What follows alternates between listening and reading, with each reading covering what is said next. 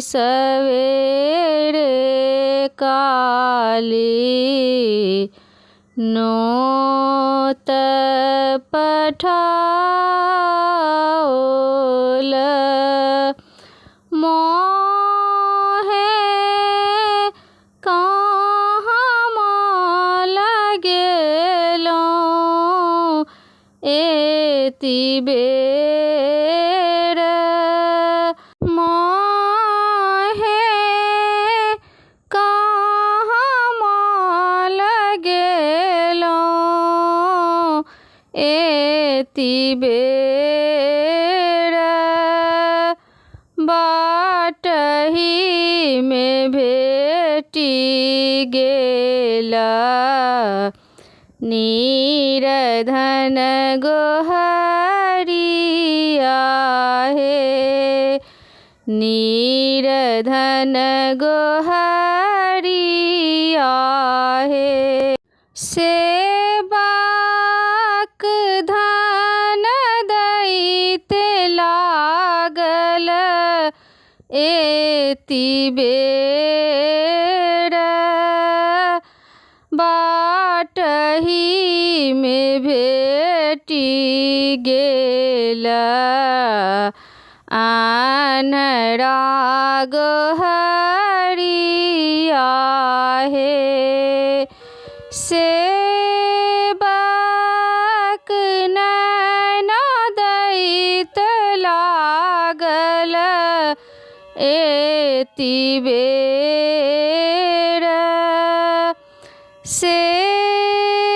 सेबाक नैन दैत लागल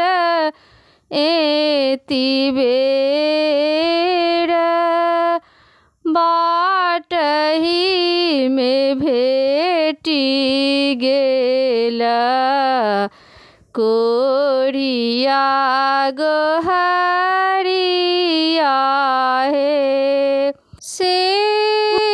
सेबाक काया दैत लागल एति बेर सेबाक काया दैत लागल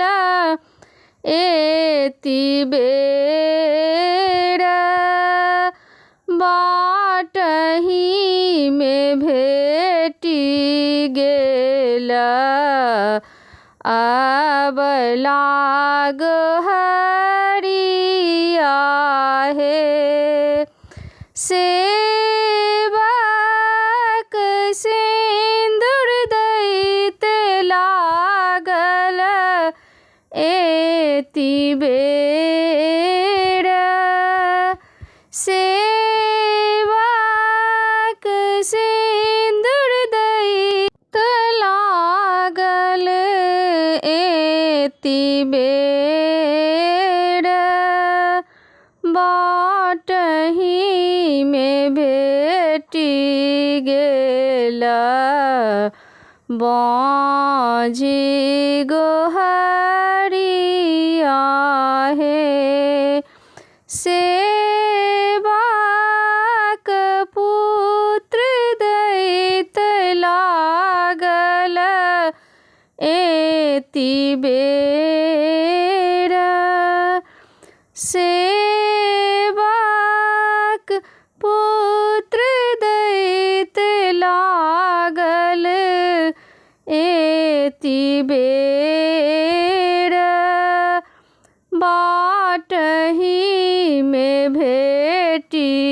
गेला बालक गोहरिया हे सेबाक विद्या दैत लागल एति बेर सेबाक विद्या दैत लागल एति बेर भनहि विद्या पति